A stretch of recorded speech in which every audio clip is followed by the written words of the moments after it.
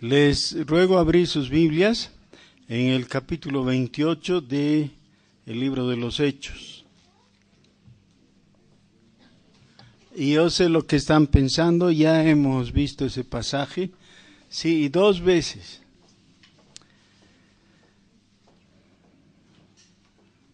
Versículo 23, capítulo 28, versículo 23.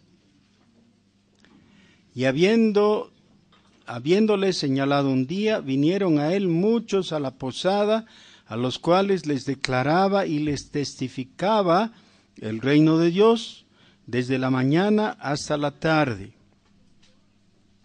persuadiéndoles acerca de Jesús, tanto por la ley de Moisés como por los profetas.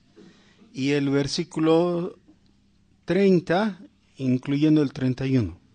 Y Pablo permaneció 2 años enteros en una casa alquilada y recibía a todos los que a él venían, predicando el reino de Dios y enseñando acerca del Señor Jesucristo abiertamente y sin impedimento. Y así concluye Lucas esta historia que ha comenzado no en el libro de los Hechos, sino en el Evangelio que lleva su nombre. ¿Cuál historia? ¿De qué historia estamos hablando?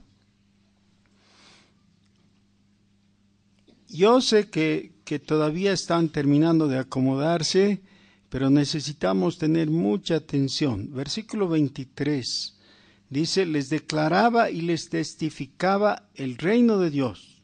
Versículo 31, predicando el reino de Dios. ¿Ya? Así concluye en cuanto a literatura, ¿no? Lo escrito por Lucas.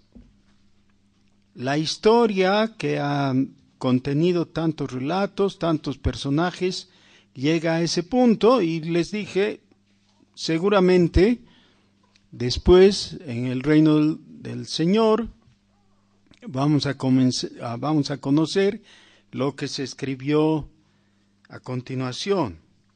Pero ahora, creo que corresponde volver al principio, es decir, el versículo 30 es como el eslabón que nos obliga a volver al principio de la cadena. ¿Ya? ¿Cómo ha comenzado Lucas su relato? Lucas capítulo 1, versículo 1 también, y leemos hasta el versículo 4. Dice, puesto que ya muchos han tratado de poner en orden la historia de las cosas que entre nosotros han sido ciertísimas, tal como nos lo enseñaron lo que desde el principio lo vieron con sus ojos y fueron ministros de la palabra, me ha parecido también a mí, después de haber investigado con diligencia todas las cosas desde su origen, escribírtelas por orden, oh excelentísimo Teófila, para que conozcas bien la verdad de las cosas en las cuales has sido instruido. Para que conozcas bien la verdad de las cosas en las cuales has sido instruido. El relato contenido en Lucas y continuado en los Hechos es, en una forma se puede expresar, es la verdad, es un paquete de la verdad. ¿Ya? ¿Qué verdad? La verdad acerca de Jesucristo, porque en el versículo 23 de Hechos 28 dice que les testificaba del reino de Dios, del reino de los cielos, del reino de Jesús. Ese tema, que es el tema de Lucas y de Hechos, tiene que ser cuestionado, porque es un asunto que, si lo aceptamos, va a poner en riesgo nuestras vidas. No es un asunto negociable. No es algo que podamos olvidar o decir, bueno, tal vez sí, o tal vez no, no importa. No, sí lo aceptas, eso va a ser un cambio trascendental. Por tanto, necesitas saber si aquello que estás aceptando es la verdad o no. Dice, para que conozcas bien la verdad de las cosas en las cuales has sido instruido. De ahí surge la palabra catequesis o catecumenado. Ese es el origen, ¿ya? Y aquí está traducido por instruido, pero es el catecismo. Es esa forma de enseñanza en la que la verdad está expresada en proposiciones que se necesitan conocer. ¿Cuáles son esas proposiciones establecidas aquí? Es lo que viene a continuación, es el Evangelio según San Lucas. Ahora, ¿por qué es importante conocer esa verdad? Dice, ¿por qué?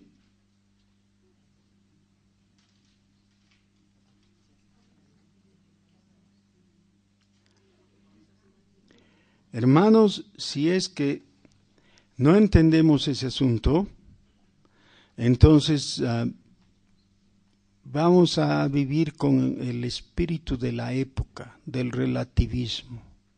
¿Ya? En el espíritu de esta época, lo común es decir, tú tienes tu verdad, respeta la mía. ¿Ya? Tú crees en Jesús, está bien. Yo creo en el equeco, tienes que respetar. El Evangelio es de gente intolerante. Sí, podemos respetar en el sentido humano, pero no vamos a aceptar que esa sea la verdad, porque no es una equivocación. Jesús es la verdad, no hay otra verdad. Muy bien, entonces, en el resto del capítulo 1 de Lucas, se nos habla de una especie de introducción, de preparación. Miren que es un capítulo muy largo este. Lucas 1 tiene 80 versículos. Imagínense, es muy largo. Para desembocar en el capítulo 2, versículo 1, ¿qué nos dice? Aconteció en aquellos días que se promulgó un edicto de parte de Augusto César que todo el mundo fuese empadronado. Augusto César fue realmente el primer emperador de Roma. Julio César, que era su tío, había sido el primero que reunió en sí mismo todos los poderes. ¿Ya? Fue una especie de dictador, pero no fue reconocido como emperador, sino su sobrino Augusto. Y fue un gran emperador. Realmente de ahí, de su nombre, toma, esa palabra ha sido usada para referirse a algo grandioso. ¿Ya? Cuando un poeta quiere decir que algo es excelso, que es lleno de gloria, dice el Augusto tal cosa, ¿no?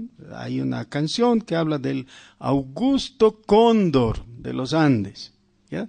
Es la idea de grandeza, ¿no? De un ave que vuela tan alto, llega a los picos más elevados, y se refiere a eso, ¿ya? ¿Por qué? Porque el nombre de este hombre le dio ese significado. Dice que Augusto era el César. César era el nombre de su tío, ¿no? Muy interesante.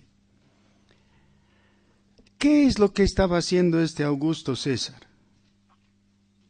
Sacó un decreto que estableció que todo el mundo conocido, el imperio, sea empadronado. ¿Por qué estaba haciendo eso? Bueno, estaba ejerciendo su autoridad. ¿Ya?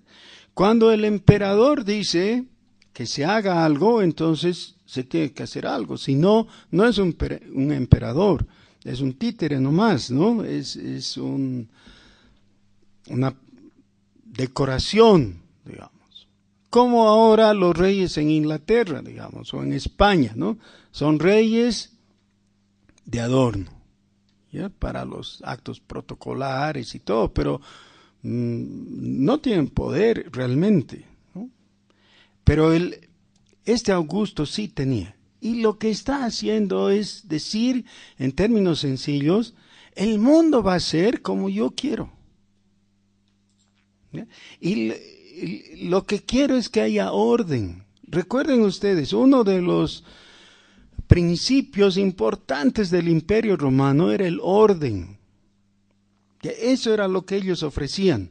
Donde llegaban decían, recíbannos, adhiéranse a nosotros, acepten la autoridad del imperio, representada por el emperador, y van a gozar de orden y paz.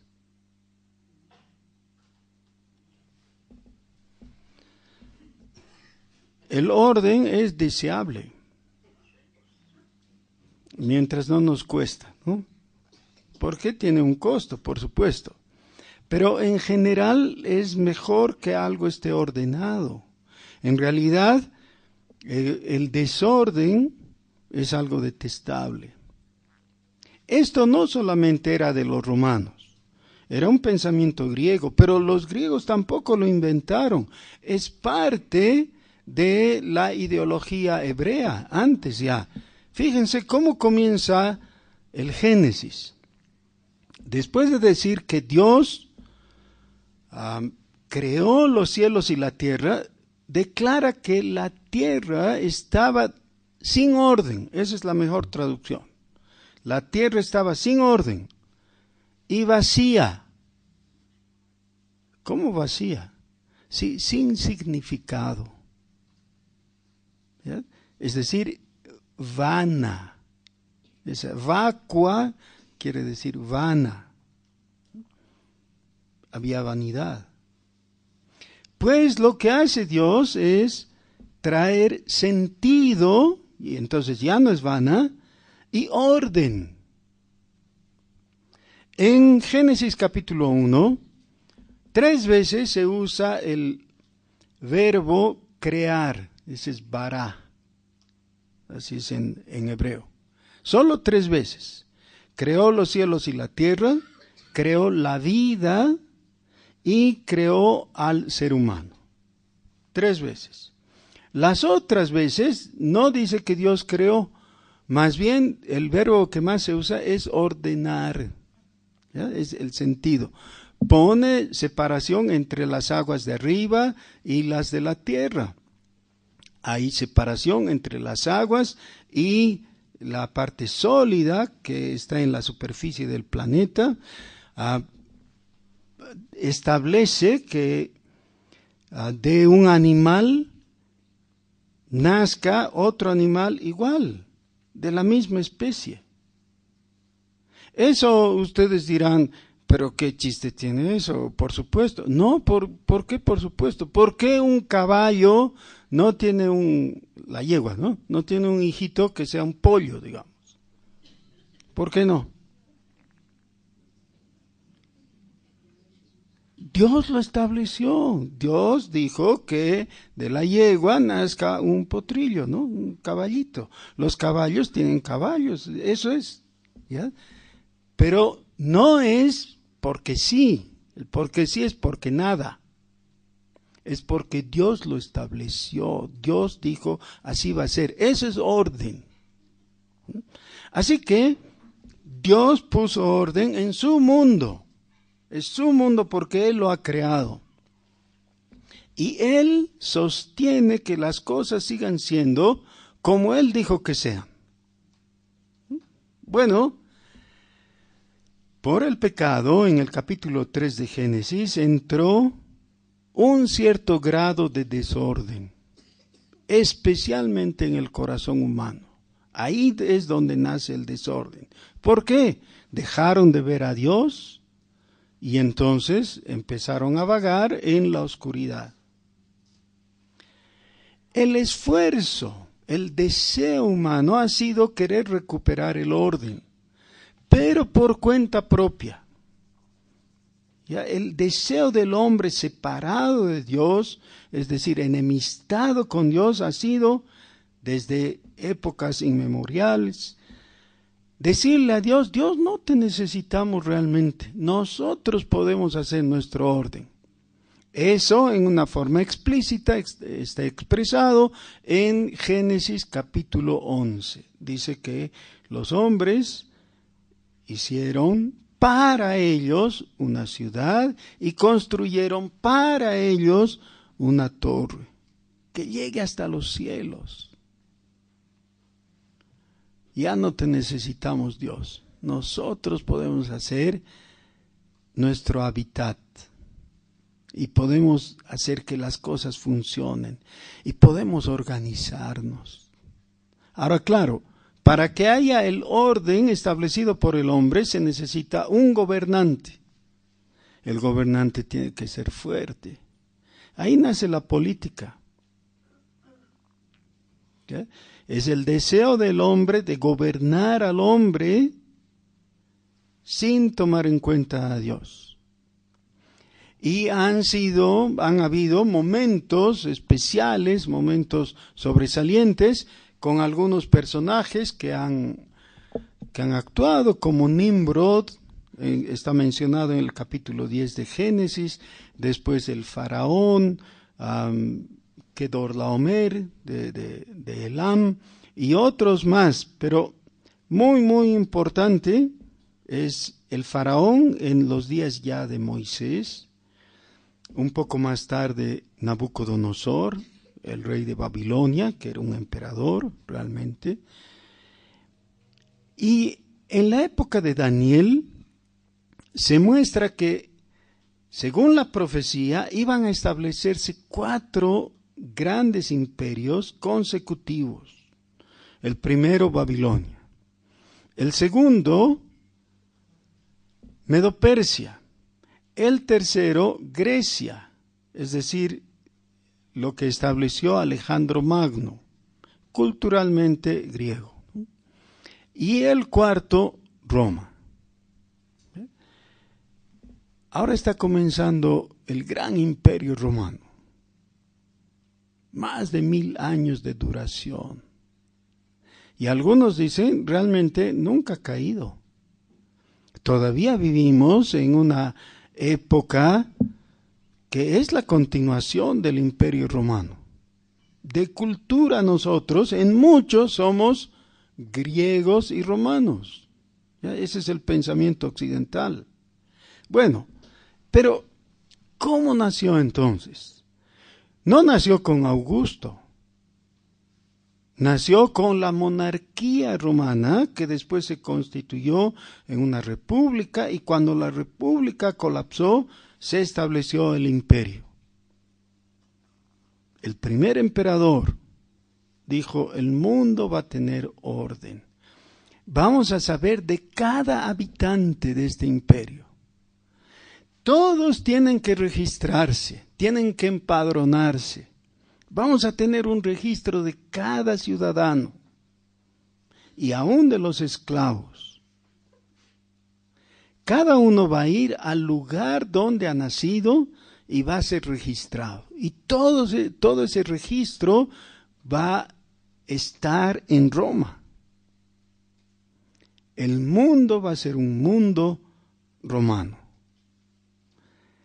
En ese mismo momento, Dios estaba presentando su plan original. Realmente lo que había querido Satanás era impulsar a los hombres a adelantarse al proyecto de Dios de establecer el reino de los cielos, el reino de Dios. Así que en cierta forma, 2 sistemas en pugna están comenzando ahora. El imperio de Augusto y el reino de los cielos, que es el reino de Jesucristo. La visión que después han tenido algunos cristianos ha sido equivocada, porque han pensado que era cuestión de que los 2 sistemas entren en combate, y para eso el reino de los cielos tenía que buscar fortalecerse, estructurarse y glorificarse. Y creyeron que la iglesia tenía que convertirse en un reino terrenal y secular. Y aún algunos pensaron que con la llegada de Constantino, siglos después, por supuesto, esto iba a ocurrir y que el imperio romano al caer iba a dejar su lugar a la iglesia como agente del reino de los cielos. Pero eso es solamente desatender lo enseñado por el Señor Jesús. El Señor Jesús dijo, el reino de los cielos no es así como el reino de los hombres. El reino de los hombres se fortalece en lo militar, en lo político, en lo humano, en lo científico. Esa es su fortaleza. Pero el reino de los cielos es como una semilla de mostaza. Es como un poco de levadura que se oculta dentro de la masa. Ni se ve. Es desde lo chiquito, pero desde lo interior. Y el cambio que trae es genuino, es del corazón. Así que aquí Lucas nos cuenta que en el momento en que Augusto estaba haciendo cumplir su voluntad y que todo el imperio se ha empadronado, Dios estaba manejando la vida de una familia provinciana, pobre, con todas las dificultades que eso implicaba. Dice entonces, este primer censo se hizo siendo Cirenio gobernador de Siria, e iban todos para ser empadronados, cada uno a su ciudad.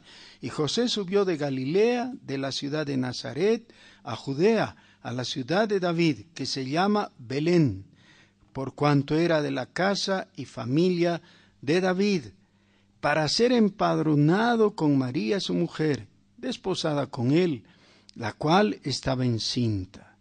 Y aconteció que estando ellos allí, se cumplieron los días de su alumbramiento, y dio a luz a su hijo primogénito, y lo envolvió en pañales, y lo acostó en un pesebre, porque no había lugar para ellos en el mesón.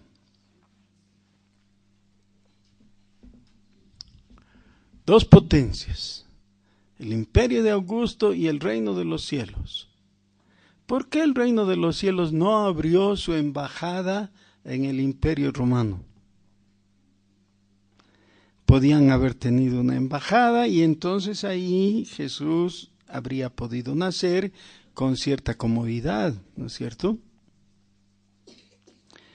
Pero la realidad es que entre estos dos sistemas hay una gran enemistad, al punto que ni siquiera embajadas pueden haber. Y el reino del hombre en rebeldía contra Dios se ha pronunciado y le ha dicho a Dios, tú no tienes lugar entre nosotros, no queremos. Esto no lo estoy imaginando yo y no estoy tratando de dramatizar, es lo que la Escritura dice.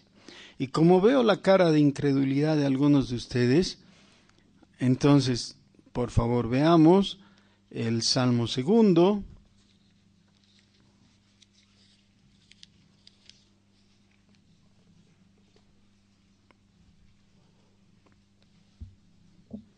Salmo 2. Dice, ¿por qué se amotinan las gentes y los pueblos piensan cosas vanas? Se levantarán los reyes de la tierra y príncipes consultarán unidos contra Jehová y contra su ungido, diciendo, rompamos sus ligaduras y echemos de nosotros sus cuerdas. Es una ruptura de relaciones. No queremos nada, no queremos tener nada que ver con ustedes. No queremos nada contigo. No hay un lugar para ti, le dicen a Dios. El versículo 4. El que mora en los cielos se reirá. El Señor se burlará de ellos. ¿Por qué se va a reír el Señor? Porque la insolencia del hombre realmente no tiene sentido. Es como cuando una hormiga desafía a un elefante. Pero mucho más todavía, porque las dimensiones de nuestro Dios Todopoderoso no se pueden comparar con las posibilidades humanas. ¿Cómo puede el hombre desafiar a Dios? Es insensato. Así que, yo digo, en el Salmo 2, versículo 4, tendría que decir, más bien que Dios solo se rió, ¿no? Porque de hecho podría haber agarrado y lanzarnos a todos al lago de fuego. Pero no lo hizo, con paciencia. Pero Dios no ha cambiado de planes. El plan de Dios, el propósito de Dios sigue siendo el mismo. Él ha establecido su reino. Pero no estamos de acuerdo. Sí, no importa. Realmente no importa nada. Puedes estar de acuerdo o no, eso no va a alterar. Dios va a cumplir su voluntad. Él es todopoderoso y es soberano. Pero aquí viene la buena cosa, la buena noticia. El propósito de establecer su reino para Dios no ha sido en una actitud hostil para con nosotros. Al contrario, significa una visitación amistosa. Comprendiendo esto, el apóstol Pablo, al escribirles a los Corintios en su segunda epístola, les dice, realmente no hay una embajada, porque no nos dejan construir nuestra embajada. Pero hay un embajador. Hay un embajador. ¿Sabes quién es el embajador?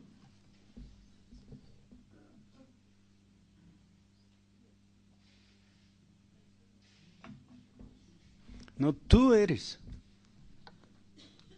Tú eres el embajador. Jesús es el rey. Pero te ha nombrado embajador a ti. El apóstol Pablo dice, como un embajador, nosotros les rogamos a ustedes, reconcíliense con Dios. Uno de los textos más hermosos de la Biblia está ahí. 2 Corintios capítulo 5. Como embajadores. Los embajadores no ruegan. ¿No? Los embajadores hablan en nombre de su rey, del gobierno que les envía. Y si es un gobierno más poderoso, hablan con prepotencia. Pero no el cristiano es embajador, no con prepotencia, con humildad, pero con firmeza.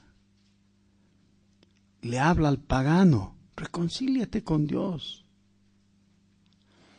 Ahora, en cierta forma, los que dijeron que Jesús es el embajador, tienen razón, porque el primero en hacerse presente en la ciudad del pecado ha sido Jesús. Ha venido a la humanidad y ha visitado y nos ha hablado. Y esta ha sido la manera de entrar, no con prepotencia, no con carros y con caballos, dice el Salmo, no con delegaciones, no con estandartes, no con grande exhibición de riquezas o algo así. No, como un niñito recién nacido, en debilidad, en fragilidad. Cuidado por una familia pobre, ¿no? Y ha tenido que salir al exilio antes de los 2 años de vida, ¿no? Había una sentencia de muerte, ustedes saben eso. Dice que dio a luz a su hijo primogénito y lo envolvió en pañales y lo acostó en un pesebre. Y esa es la evidencia de esa situación de pobreza y de debilidad, porque no había lugar para ellos en el mesón. Generalmente se hace una aplicación por parte de los predicadores evangélicos diciendo que ahora nosotros debiéramos decirle al Señor que venga a nuestro corazón, ¿no? Y a mí me parece muy lindo si es algo genuino, que realmente el cristiano le diga a Jesús, ven a mi corazón, en mi corazón hay un lugar. Claro, tiene que ser el mejor lugar, el centro de tu corazón. Sí. Versículo 8. Había pastores en la misma región que velaban y guardaban las vigilias de la noche sobre su rebaño, y aquí se les presentó un ángel del Señor, y la gloria del Señor los rodeó de resplandor, y tuvieron gran temor. Pero el ángel les dijo, no temáis, porque he aquí os doy nuevas de gran gozo, que será para todo el pueblo, que os ha nacido hoy en la ciudad de David un Salvador, que es Cristo, el Señor. Hermanos, yo sé que varias veces ya hemos hablado de este asunto en la iglesia, y para algunos de ustedes quizás no vean la necesidad de repetir el asunto, pero hay algunas personas que no han escuchado esto. Y hay la tendencia, especialmente entre los neopentecostales, que son nuestros hermanos, la tendencia, decía, de negar todo festejo de Navidad, ¿no? Y dicen, los que festejan la Navidad en realidad son unos paganos porque es el festejo romano de las Saturnalias y todo eso. ¿Han escuchado así? Sí. Porque la realidad es que no tenemos certidumbre científica para hablar de fechas. Entonces no podemos afirmar que el 25 de diciembre sea la fecha. Bueno, pero tampoco podemos negar. Hay un escritor, un autor que es de mi preferencia, se llama William Hendrickson. Se piensa que pocas personas han llegado a un conocimiento tan vasto como él. Él ha escrito comentarios de casi todo el Nuevo Testamento. El comentario de Lucas es un libro gordo, así, muy, muy interesante, muy lindo. Si tienen la oportunidad, cómprenlo y ténganlo en su casa y úsenlo de vez en cuando, porque cuando se llega a un pasaje difícil es muy bueno consultarlo.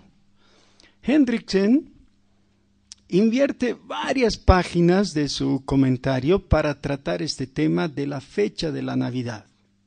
Y lo hace de la manera más seria posible.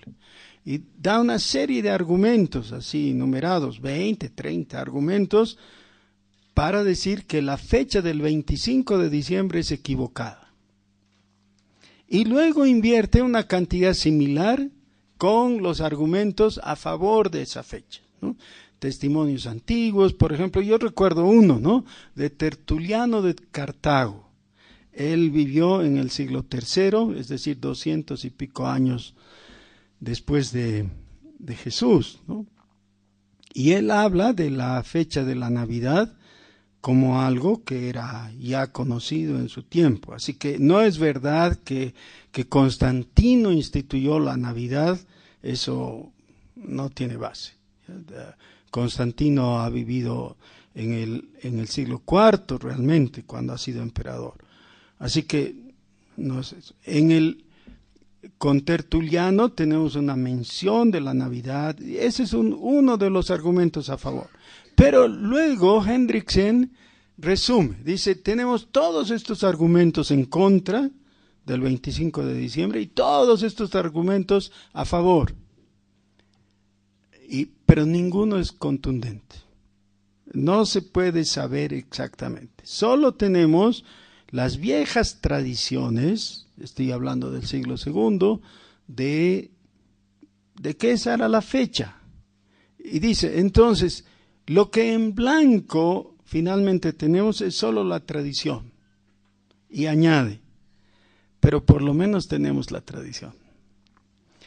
Así que si alguien quiere hacer problemas y decir, no, que no hay que celebrar, ya está bien, no celebre, no nos vamos a enemistar por eso. A mí me parece que es mejor tener algo que tener nada, porque realmente los que rechazan el 25 de diciembre, finalmente se quedan con nada. Nunca celebran la Navidad. Y eso sí me parece un despropósito. ¿Por qué? Bueno, Mateo invierte todo el primer capítulo, parte del segundo, para hablar de este tema. Lucas invierte los dos primeros capítulos, que son largos. Dije que el capítulo 1 tiene 80 versículos y el capítulo 2 tiene 52 versículos. Son capítulos largos para hablar de la Navidad. Así que no podemos decir, no, nos vamos a desentender. Claro que vamos a celebrar.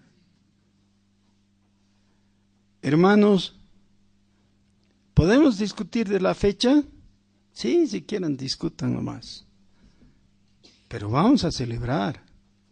Porque no podemos ser indiferentes ante un hecho tan maravilloso. El Dios eterno ha querido venir e intervenir en nuestra miserable realidad. Estoy hablando de la humanidad, que nos debatimos en pecado.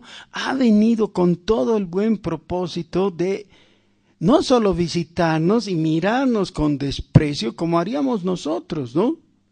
Cuando vas y visitas a un miserable, lo miras con desprecio. Quizás disimules, pero lo miras con desprecio. Pero Él no ha hecho eso. Él ha adoptado nuestra humanidad y nuestras limitaciones. Se ha humillado a sí mismo, se ha vaciado de su gloria. Eso dice Filipenses capítulo 2. ¿Para qué? Para hacerse tan vulnerable al punto que finalmente fue muerto, asesinado en la cruz, cargando nuestros pecados. El propósito de Él era salvarnos y lo ha cumplido. El precio, su propia vida.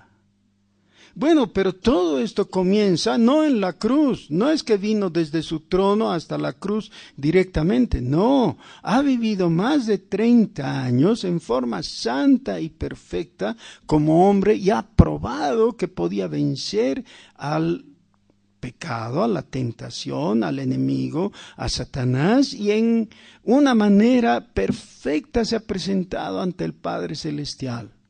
Y ha sido recibido como la ofrenda de sustitución por nuestros pecados. ¿Cuándo ha comenzado esa ofrenda? En la concepción de María por el Espíritu Santo.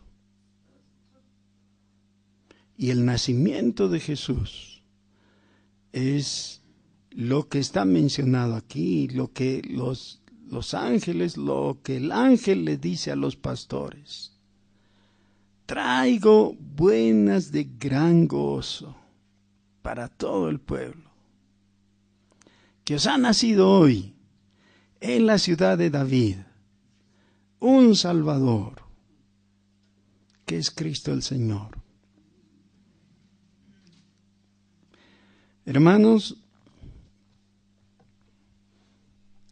a mí me gusta un poco el fútbol. No voy al estadio porque me parece aborrecible el ambiente el lenguaje vulgar que usan algunos hinchas, ¿no? Y las cosas que le gritan al pobre árbitro y cosas así, me parece detestable.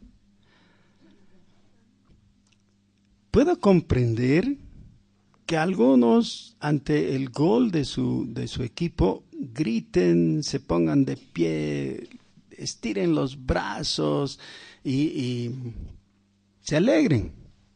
Claro, para eso está diseñado todo el partido, ¿no? Para que cuando el uno mete gol, los otros se alegren, es decir, los hinchas se alegren.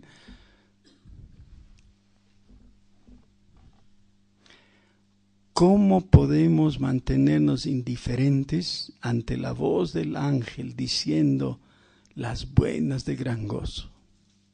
Hoy ha nacido un Salvador, que es Cristo el Señor.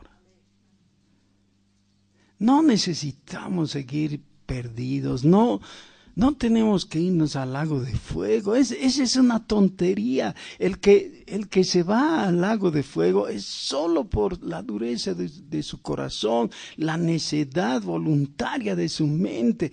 Hay salvación en Jesucristo. Hay salvación en Jesucristo. Es un privilegio poder decirlo enfáticamente, con entusiasmo. Y eso comienza con este anuncio angelical. Ha nacido el Salvador en Belén, según las profecías, cumpliendo las promesas del Padre Celestial. Dios ha venido y se ha hecho uno de nosotros. ¿No nos vamos a alegrar? Yo voy a celebrar la Navidad. No vamos a hacer todas esas cosas así que se hacen de común, pero me voy a alegrar recordando y alabando al Señor y cantándole. ¿Vamos a hacerlo? Sí, todo el pueblo de Dios tiene que alegrarse. No podemos ser indiferentes. Pónganse de pie, por favor.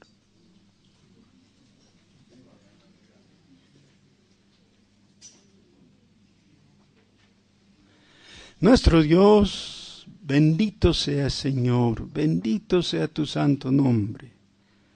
Nosotros queremos unirnos a las voces angelicales que dicen: gloria a Dios en las alturas y en la tierra, paz, buena voluntad para con los hombres. Gracias, Señor, porque tú has tenido buena voluntad conmigo, indigno pecador.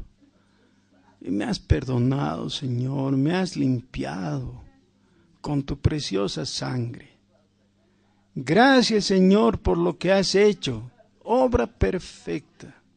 Gracias, Señor, primero porque has dejado tu gloria para venir y habitar en medio de nuestra miseria, para rescatarnos, para salvarnos. Bendito sea Señor Jesús. Nosotros reconocemos, no hay nombre sobre el tuyo. Tu nombre está sobre todo. Doblamos nuestras rodillas ante Él, ante ti, inclinamos nuestras cabezas, Señor, y te decimos: bienvenido. Bienvenido. Gracias, Señor. Jesús, gloria a ti, gloria a tu nombre. Bendito Salvador, bendito Salvador. Amén.